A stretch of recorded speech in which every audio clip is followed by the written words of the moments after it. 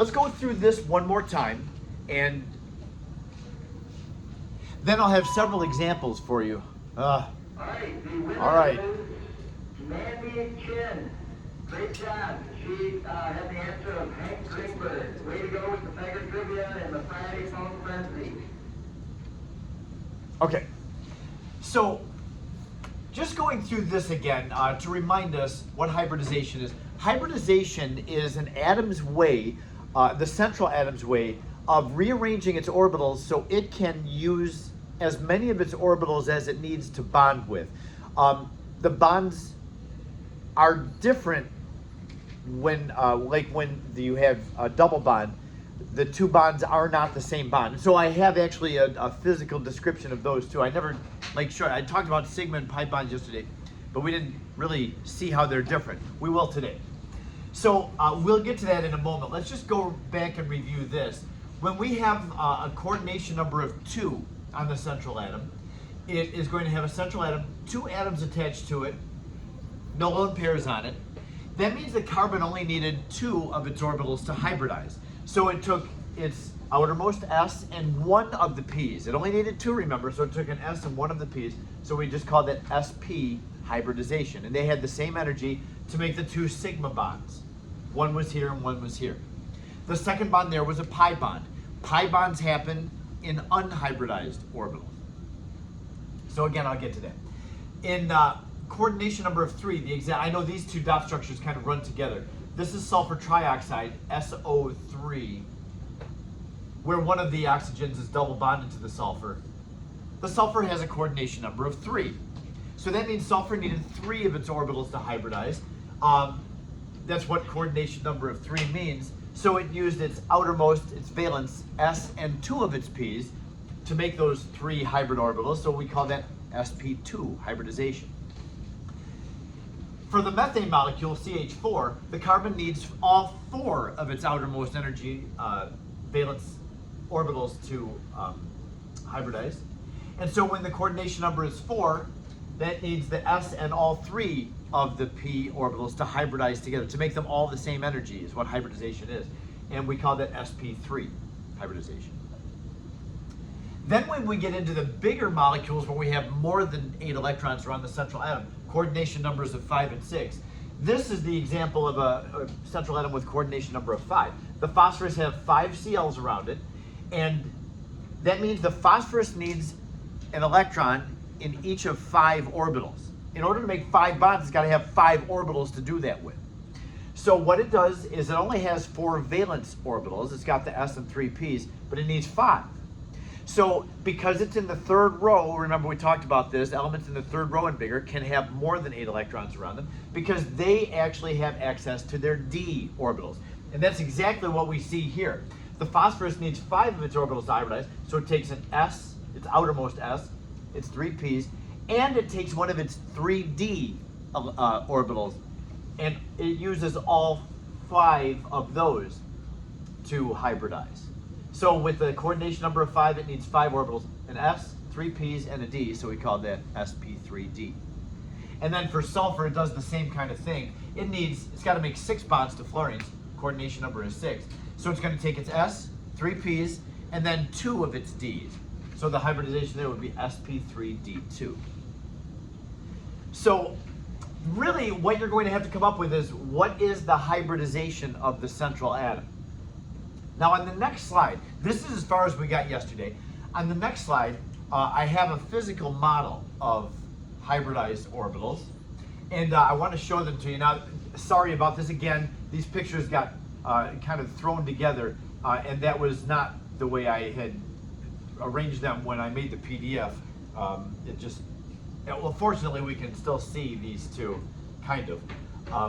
Part of this is this picture gets behind this picture, and there was some writing down there, but we'll deal with it. It just said pi bonds. That's what we're missing. But let's see. This picture represents 2 carbons that are double bonded with each other. Okay, so we have 2 carbons double bonded. As we've talked about, when you have a double bond between 2 atoms, one of them is a sigma bond. The first bond between these 2 is a sigma bond. The second one is a pi bond. with two lines, we really can't distinguish the two lines from one another, which one is pi and which one is sigma. You just have to know that the first bond between two atoms is always a sigma bond, and then any additional atom or bonds are pi bonds. So here's what happens. We've got two carbons, and we see a carbon right here and a carbon right here. The sigma bond happens when the two carbons have orbitals that are facing one another, and this carbon on the left has one electron that's unpaired in its orbital. This carbon has one unpaired electron in its orbital. They overlap those two green orbitals, and you'll notice that right in here where these two orbitals intersect, there's an up and a down arrow. That represents the pair of electrons. So this is a covalent bond, this overlapping of the two orbitals. And because it's a direct overlap between the two orbitals, that's what a sigma bond is. It's a sigma bond. That's our first bond between the two. The second bond is going to be weird. And honestly, I don't know how this happens. But remember how we talked about p orbitals are dumbbell shaped. You've got the nucleus, and then you've got the egg-shaped thing on one side, and on the opposite side there's another egg-shaped orbital. Well, that's what we have here. We've got the carbon. It's got an unhybridized p orbital, so it's got this whole blue area it's unhybridized p orbital. This carbon over here also has an unhybridized p orbital. Both of these p orbitals still have a single electron in them. So again, I don't know how this happens, how these two atoms recognize that they have these parallel orbitals and that they have one electron each and can somehow bond with them. But they do know that. And so the pi bond happens when the unpaired electrons from these, they will just make a bridge and they will flow between these parallel orbitals. Now I'm showing you the connection above the sigma bond. Also below the sigma bond, the unpaired electrons can be shared up above and below.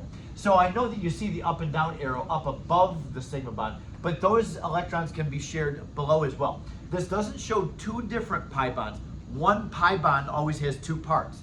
There's a space above the sigma bond where the electrons are shared and below. Where are the electrons? We don't know. They're somewhere up here and down here at any moment in time.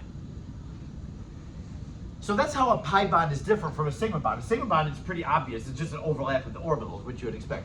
Pi bond is this bizarre thing where you got electrons somewhere in here and electrons somewhere in here, and those two blue orbitals share those electrons above and below the sigma bond.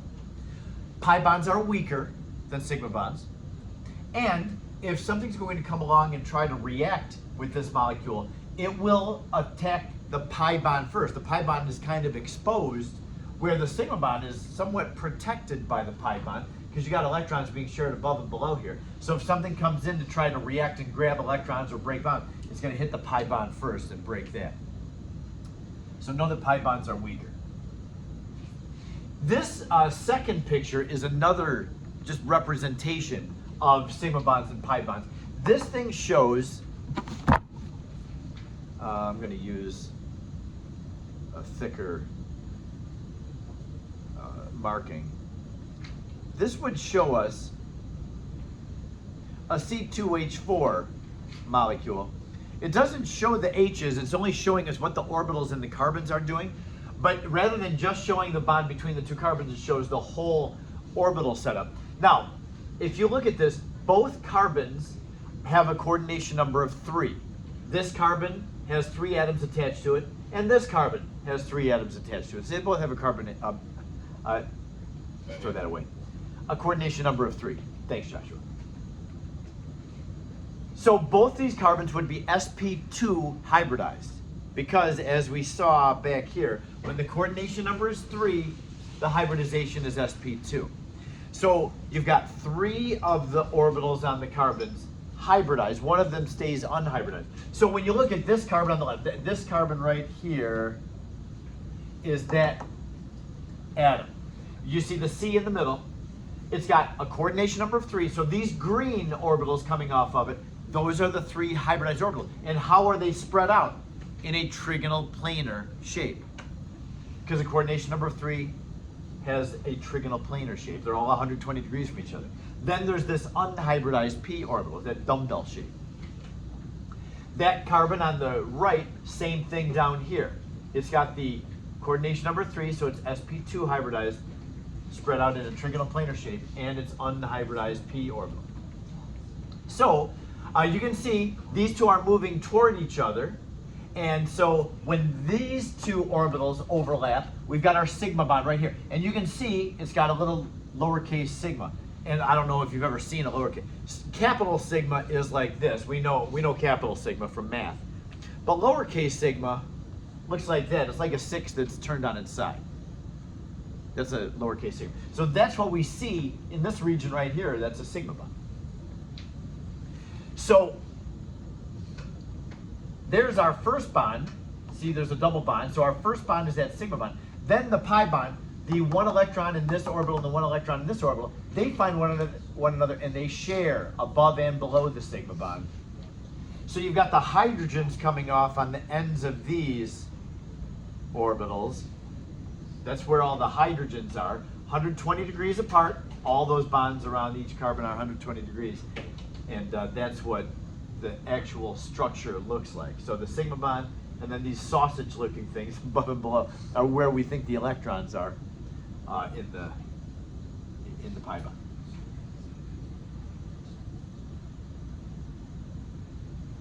I'm going to now take us back to a very busy slide. The slide, oops, the wrong thing. The slide where we tried to determine what the shape, not what the shape, but what the polarity of several molecules were. We had the 6 molecules. We did this yesterday. We did all the dot structures for all these, and we figured out whether they're polar or not. But I thought, let's take advantage of this slide where we have several things and the dot structure is already written. Figure out the hybridization of the central atom in each of these 6. All right, so I'm going to, let's see, I'm going to refer back to the slide that had what the hybridization from the coordination number were for a couple of them. Let's take a look at a couple of these. A, xenon tetrachloride, XeCl4. My question is, what is the hybridization of the orbitals in the central atom? I'm going to write the hybridization over here on the left. So just, you'll know what's coming. The Xe in the middle. Or again, we only look at hybridization of the central atom. We're never going to look at it for the peripheral atom. So the Xe in the middle has 4 atoms attached to it, and it's got 2 lone pairs on it. So the Xe's coordination number is 6. When you have a coordination number of 6, as it says down here, coordination number of 6, the hybridization is sp3d2. It needed 6 orbitals to all hybridize, so that is the hybridization of it. So over here, I'll use a different color. To the left of the XeCl4, sp3d2. That is the hybridization of the Xe. Next one is tellurium tetrafluoride, TeF4. The dot structure was written over here. The Te has a coordination number of 5. There's 4 bonded atoms and a lone pair on it. So the hybridization, I'm not going to keep flipping back and forth, but I'll do this for these 2. A coordination number of 5 gives us a hybridization of sp3d. So that's all that it asks for when we do hybridization is look at the central atom, figure out the coordination number. That tells you how many orbitals had to hybridize. And since there were 5, it would be sp3d. That shows 5 orbitals, an S, 3 Ps, and a D. C has selenium trioxide, SeO3. Now, I wrote over it with little polarity arrows, but the SeO3 has an Se in the middle, 3 oxygens attached, and no lone pairs on it. So that would be trigonal planar, coordination number of 3. When the coordination number is 3, we only need 3 orbitals to hybridize, so that would be sp2 hybridization. An S and 2 Ps, that's 3 orbitals that hybridize. So that's what we do is we look at the central atom, we look at what the coordination number is after we do the dot structure, and that tells us how many orbitals had to hybridize. I'm going to ask you now to try the last 3 on your own. Well, with people around you if you want to talk it out. But see if you can figure out, or do it on your own and then check with people around you what they came up with. I'll give you a minute or so, see if you can come up with the hybridization of those. Feel free to flip up several slides to where it tells you what the hybridizations are.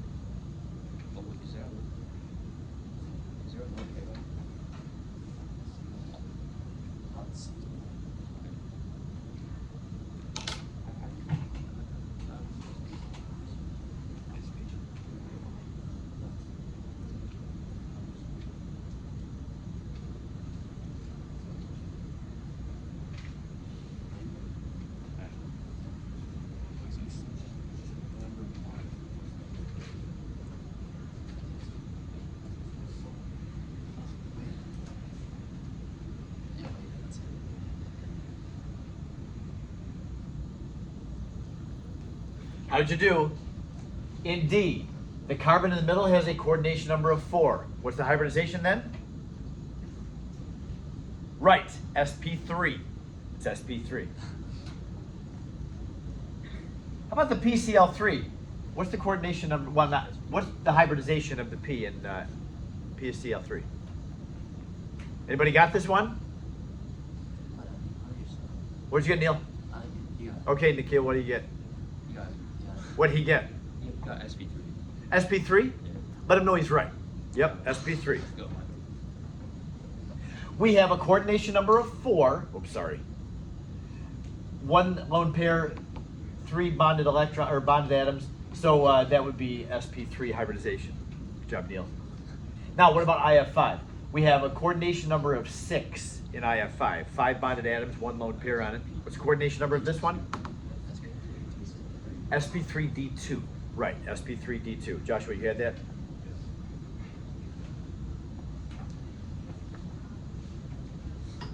That's what we do for hybridization. We just look at the central atom, we figure out how many, what the coordination number is, how many bonded atoms and lone pairs, and we write what the hybridization is.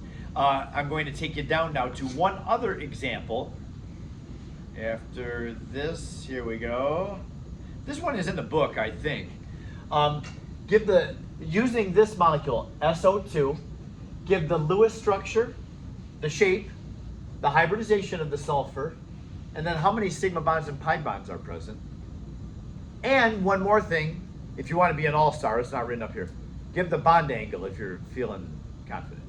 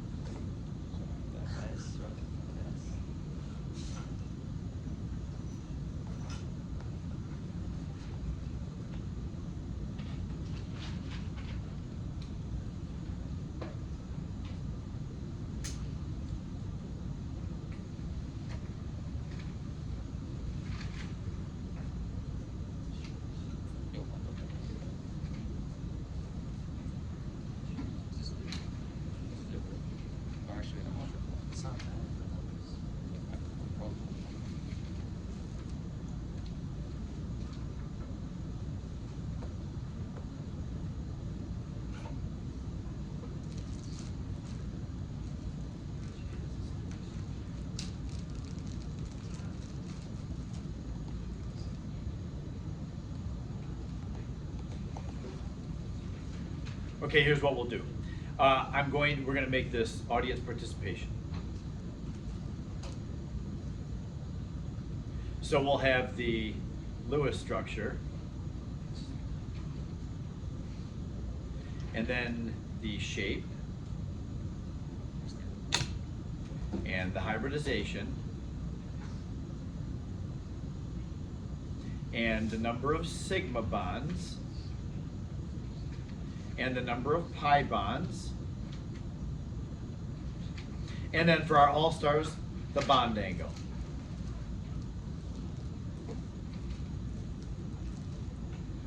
What side should we start on, the left or the right? Okay, the first one I saw was this way, so you go first. It's not there. No, somebody else pointed your direction. That was the first pointing I saw. So, the first person in the row is going to take the iPad and give the answer, and that person represents your whole row. So, agree with your row. Neil, your row has the Lewis structure. Nikhil, you have the shape. Madison, you have the hybridization. Jackie, you got the pi bonds. Oh, sorry, you got the sigma bonds, Jackie.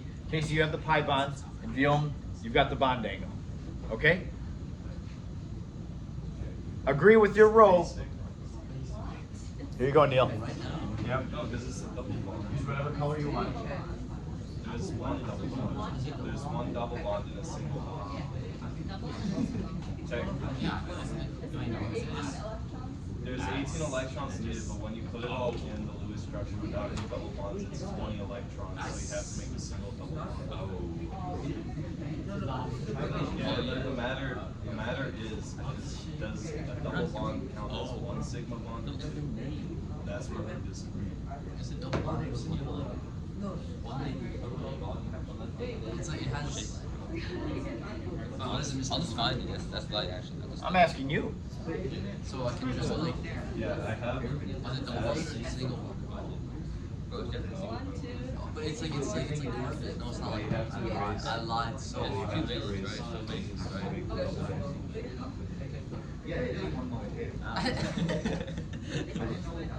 What's this structure? I don't know how to draw it. I'm pretty sure there's a double bond. But You can it's a redraw- double you can bond, redraw. one sigma bond, two. Yeah. But then how does You're missing. Oh, yeah, right. That's where I'm confused. Yeah, that is. So then, hold on. It's double bond. But what if like you change it up? He's gonna say a message on the beginning.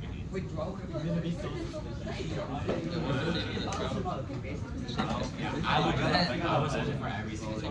Yeah. And big name. Yes. Wait, make sure this guy's jump right.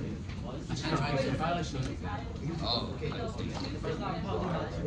this is a double bond, one sigma bond. No, but every. Yeah, one sigma and one pi. One sigma, one pi. You can only get one sigma between two atoms. So, Wait, still. You were right. Yeah, Two sigma, then I still think I can do well. There's a list of all of them. pi bond. Jackie, make one of them a single bond. Make one of them a single bond.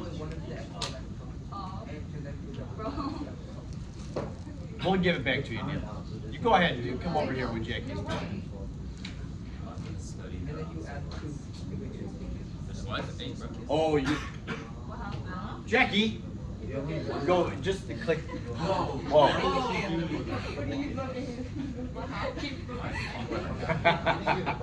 Okay, what just happened? Oh, I just pressed it. Five orbitals.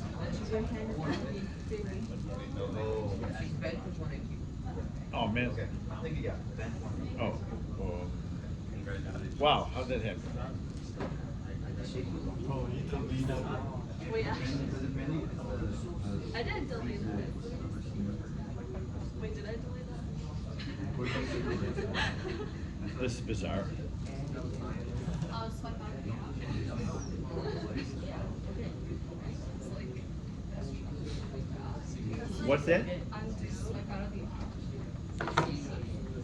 I'm trying to undo. If I swipe out, it's going to save everything that has been done, right?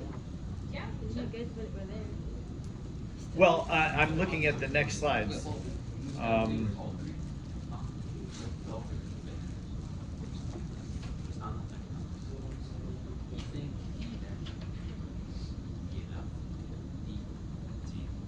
Okay, I guess they're all there. They're all there. I'm too bad. You're good. You tried, Jackie. There you go. Make it back to you. I'm not gonna fix that. All right, so Neil, you're going to be responsible if you want to change that. Two. Because if you change that, then that affects what Casey writes. So you want to change it? Hold on a second, Casey. Go ahead, I'll fix this. We're doing signal, but I'm also not told about I think it's one. I think it's one because the rest of it is more. So I think it's.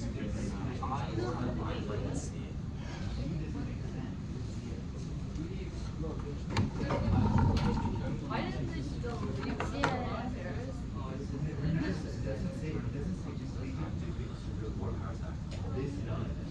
Wait, I didn't do it right. Okay, hold on, Casey. Neil needs to make another fix. Casey, did you do it Delete it longer. on the O with a double blind? Yeah, don't be break it. Boy, from the other. Oh, what happened to our hybridization? Wait, what? I wrote that. What the heck? I think Jackie messed it up for you. Delete the longer. Was it like SP3? Wait, oh, never mind. SP2, okay.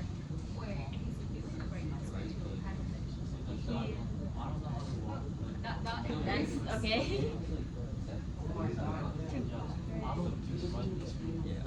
Okay, now you got pipe on.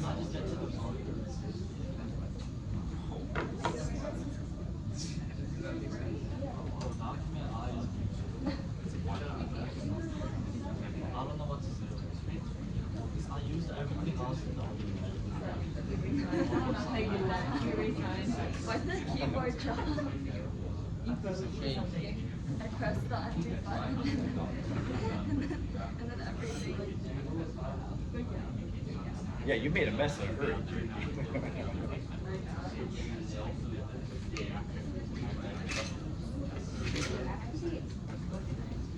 No, I had to send refer to page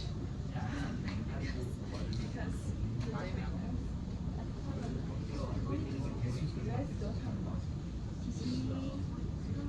Bro, what the hell? Who is that? Haley. Tell her that she's a chicken. You don't have to just say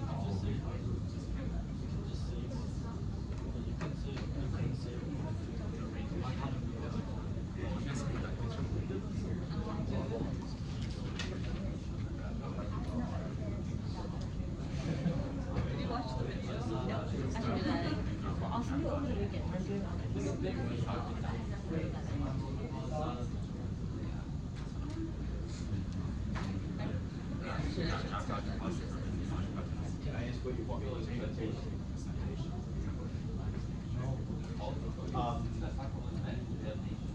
Is that based on formal charge? Yeah, okay, but it's talking about getting There's drafted. something we haven't talked about formal charge. Who's getting drafted? Are you getting drafted? There are 8 electrons around all the atoms there. What you have drawn is Yeah, because you're free to fight.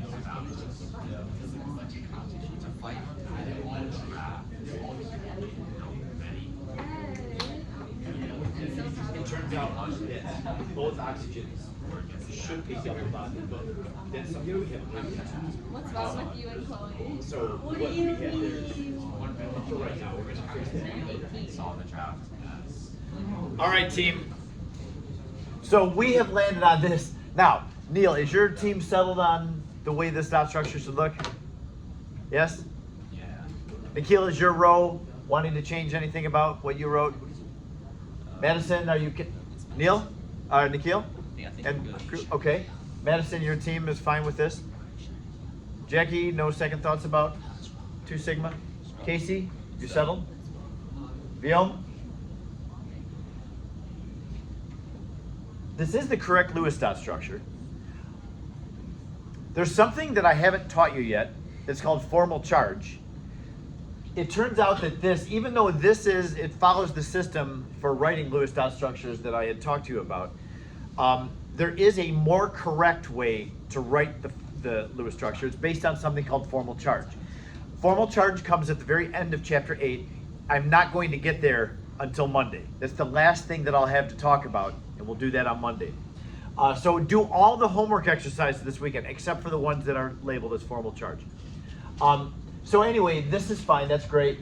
And it is a bent molecule. The coordination number is 3, where we have 1 lone pair, so that lone pair repels these other 2 and makes them bent. Bent at 118 degrees. Good job over there in the end. 118. We did have 120 degrees, but since that lone pair spreads out some, it cuts the bond angle by 2 degrees. Good catch on that. The hybridization of the S, since there's a coordination number of 3, that's 3 orbitals hybridized, the S and 2 P's. Even when we do the dot structure later differently, that's still the hybridization. That's not going to change. There are 2 sigma bonds, that's correct. One there, one of those in the double bond is a sigma, and then the single bond is always a sigma bond. 1 pi bond is shown, perfect. All right, team, did great. So yeah, I mean, we've been talking this hour about hybridization, and you nailed that one. That was great. And so practice that. Now, by the way, the hybridization is what chapter 9 is about. So I think there's 4 or 5 questions in chapter 9, and all of those questions in chapter 9 refer you back to questions in chapter 8, and they say, hey, the dot structures that you wrote for these certain problems in chapter 8, now, what's the hybridization of the central atom? And that's what you have to do. You have to do just like we did here. After you have the dot structure, you come up with the hybridization of the central atom, and that's it. And by the way, also speaking of homework, I did sneak some chapter 10 questions in there too. I've been labeling this unit as chapters 8 and 9, but then in the homework, there's some chapter 10 questions. Chapter 10 actually is where we find the information about intermolecular attraction, how much particles stick to each other. And that's the last thing for today. We need to talk about intermolecular attractions today. The intermolecular attractions, I'm going to just kind of tack them on now. We've got about 20 minutes. And in this 20 minutes, a huge chunk of your AP exam is going to be based on intermolecular attraction. So this, even though I'm not spending a whole lot of time in my introductory lesson on it, is going to be a big, big topic. And you're going to see there's a lot that the AP exam asks about intermolecular attraction. So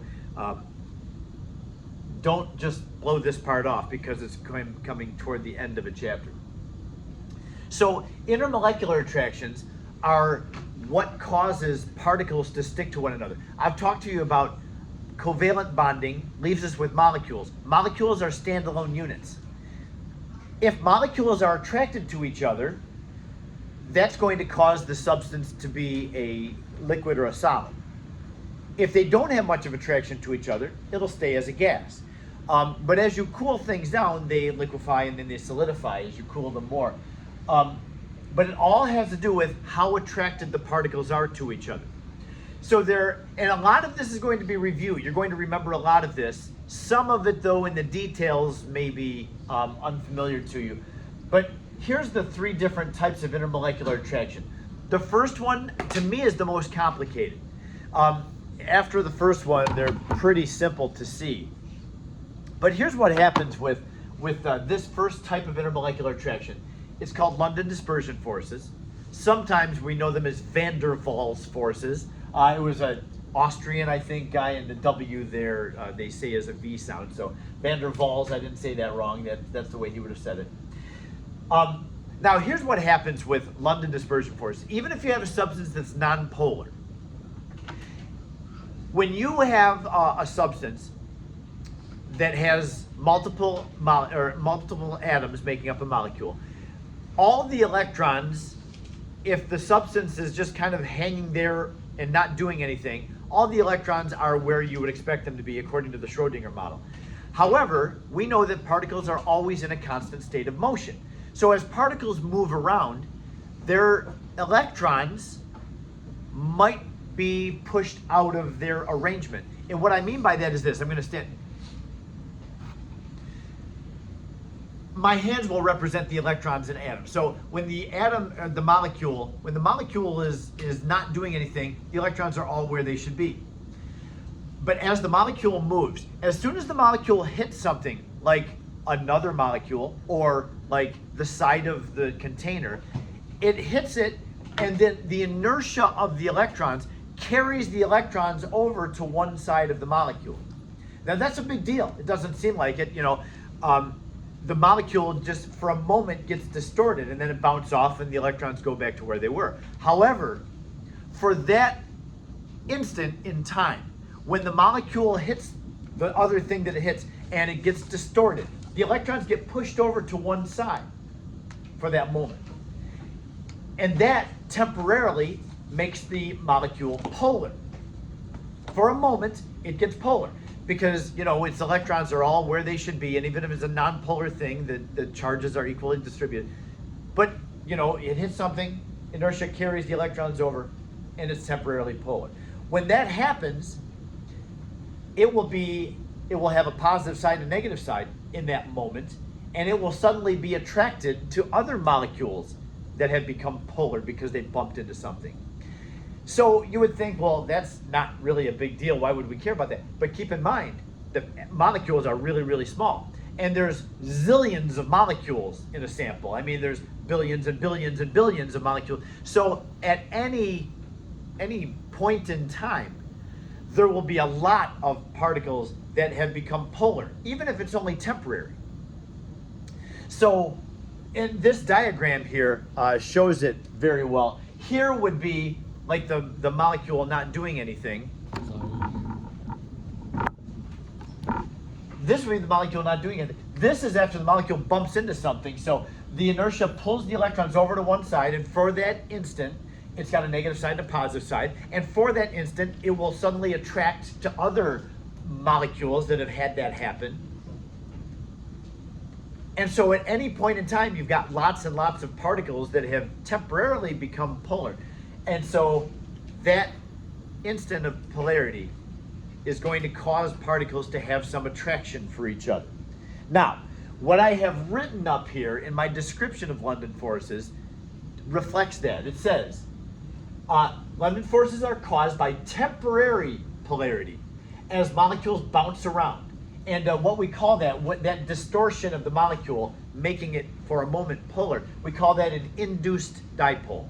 Like it was normally it's normally nonpolar, but because of the bumping around, it induces it to be polar. It induces a dipole. So yeah, you get that attraction between those temporarily polar molecules. And now this next part is really, really significant. It says, the heavier the molecule, the stronger the London force. The heavier the molecule, that means the more electrons it has around it. And so the more distorted it gets, and temporarily the more polar it is. So if you have a question on a test like this, it says CH4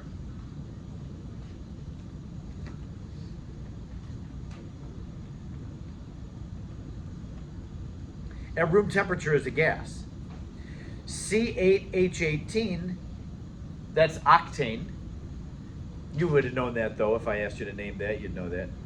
Octane is a liquid at room temperature. These are both nonpolar, so they don't have any polar things attracting them. However, if C8H18 is a liquid, that means the particles have to be attracted to one another. Why? Why are these particles attracted even though they're nonpolar, but these particles are not attracted and they're nonpolar?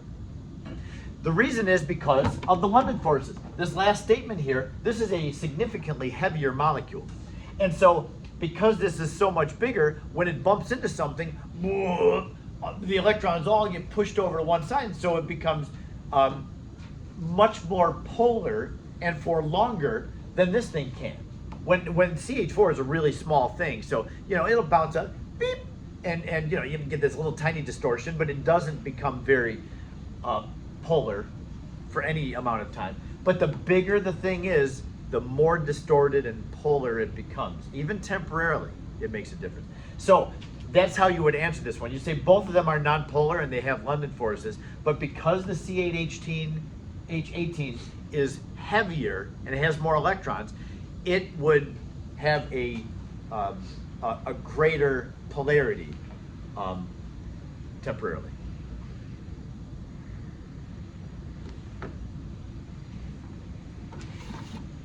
I warned you, London forces are the most complicated. The other two are pretty simple. So that's the story with the London dispersion forces. And if you're asked anything about London dispersion forces, our buzz term for London dispersion forces is it's an induced dipole. When you write induced dipole, oh man, they just have drool come out of their mouth. They love it. The readers of the AP exam. I won't drool, but that's kind of gross to do to your paper because I have to give it back to you. But the readers of the AP exam, they love that. And that's another one. As you look at the College Board stuff, you'll see that term. You'd be like, oh yeah, there's our buzz term. Shielding effect is a buzz term.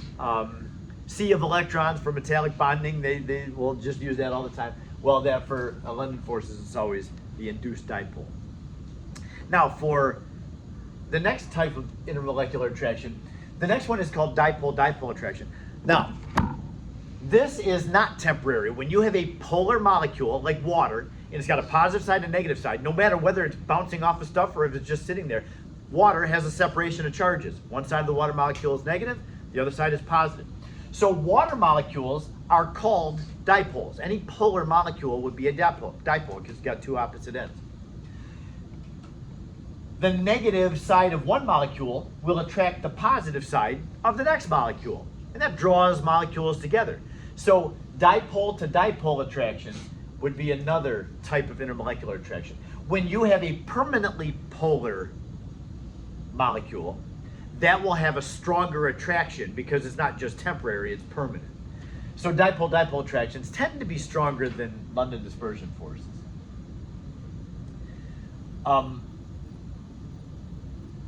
What do you call the attraction of oppositely charged things? Do you remember the buzz term that I told you for that one that you have to remember and use?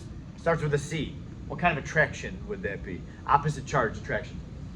Thank you. Use that term. Use it. So if you're asked anything about dipole-dipole attraction, you would say, oh yeah, the Coulombic attraction between the positive of one molecule and the negative of the next molecule brings them together.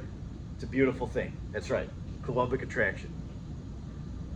I've got another picture of it here too. When we can see this, it's like the positive side of this sees the negative side, and that just draws them together. So yeah, London dispersion and dipole-dipole are pretty similar, except for the London dispersion are only temporarily polar, and then they go back to their original shape. But these are permanently polar, so that holds them together more. Finally, we have the strongest intermolecular attraction. What is it before we even see it? Strongest attraction between, I almost said it, between molecules. Come on, what is it? The hydrogen bond. Right, the hydrogen bond. Very good. You are an all-star today.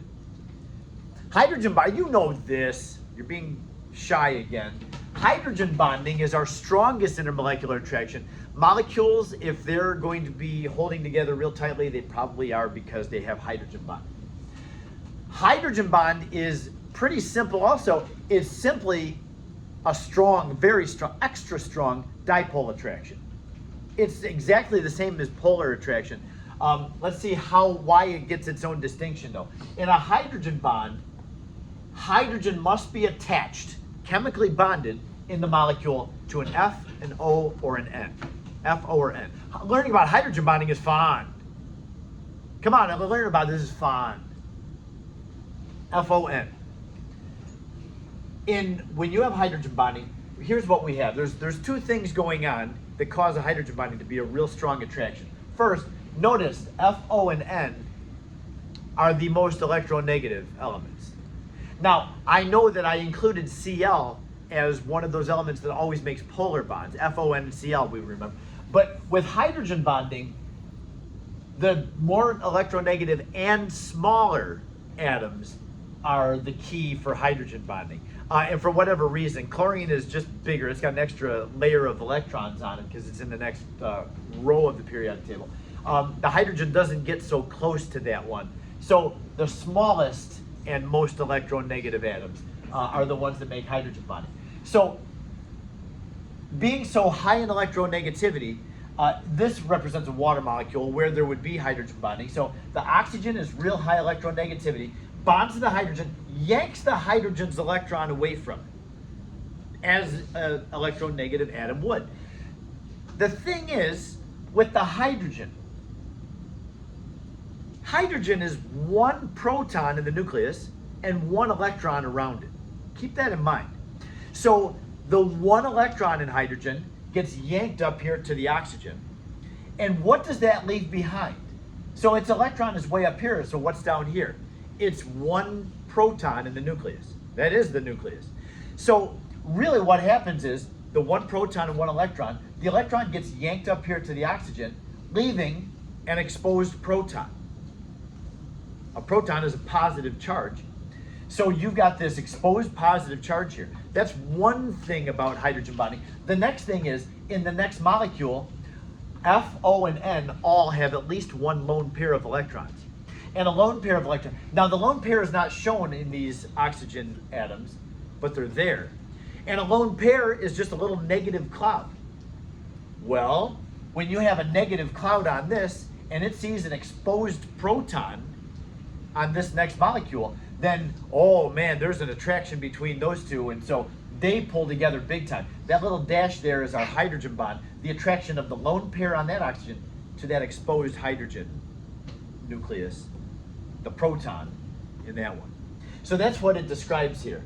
The electronegative atom pulls hydrogen's electron away, leaving the hydrogen nucleus, that proton, exposed. And so that proton will be very attracted and attractive to a lone pair on the next water molecule. So hydrogen bonding really draws those close.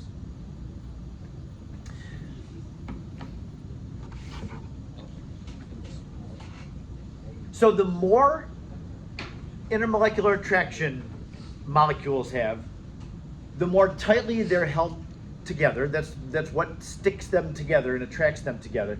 When you have high intermolecular attraction,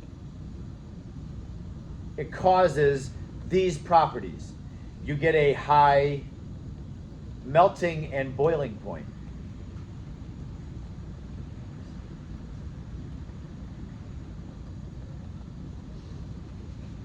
Like think about it, especially for boiling. What is boiling? Boiling is taking liquid particles and adding enough heat to break them apart from each other. If you have the molecules really attracted to each other, you need to add a lot of heat to get them to break apart. So the higher intermolecular attraction, the more attracted the molecules are to each other, the more you have to work to get them to separate apart from each other. Keep that in mind. And melting is the same thing. The more attracted particles are, if you want to get them to loosen up and start moving around one another, the higher the intermolecular attraction holding the solid together, the higher the melting point is going to be too. So, particles that have high intermolecular attractions have this property. They also have a low vapor pressure. Vapor pressure is similar to boiling point. It's similar to it because both boiling point and vapor pressure involve a liquid breaking apart into the gas phase.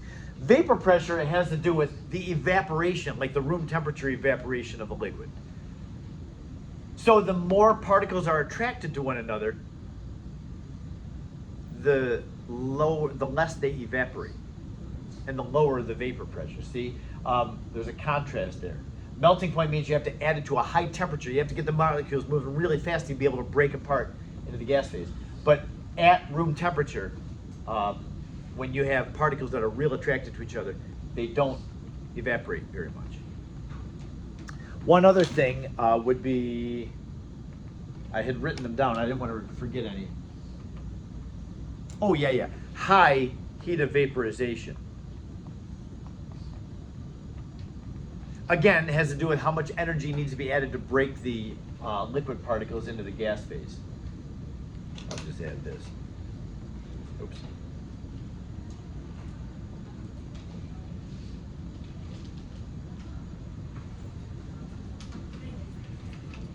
There. Also a high viscosity.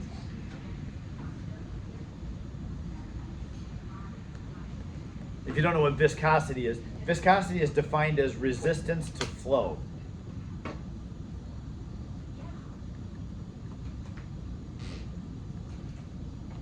High viscosity is illustrated by one of the molecules that we keep. It's pretty cheap and easy to come across, glycerin.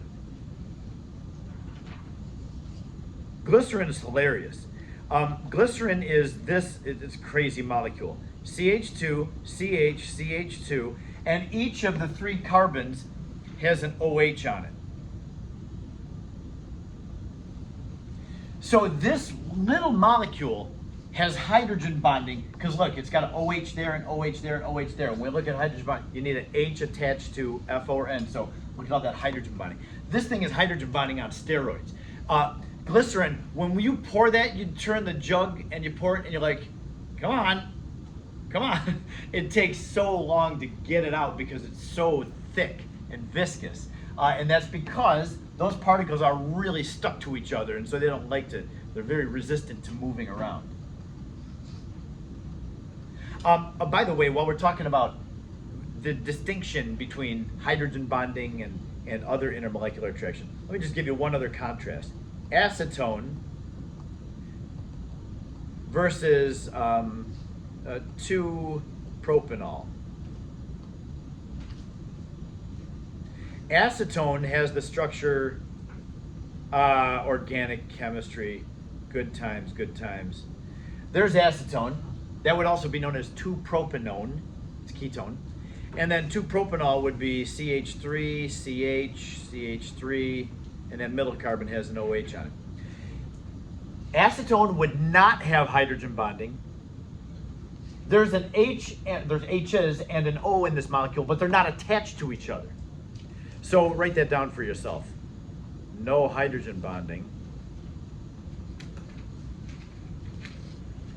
And then this molecule has hydrogen bonding. Right there. So this would have the higher melting point, higher boiling point. It has lower, it would take longer for this to evaporate than acetone. That hydrogen bonding does make a difference. So the chapter 10 questions that I've assigned, I think bell's about to ring. The chapter 10 questions deal with the intermolecular attractions and the properties of compounds based on what those attractions are.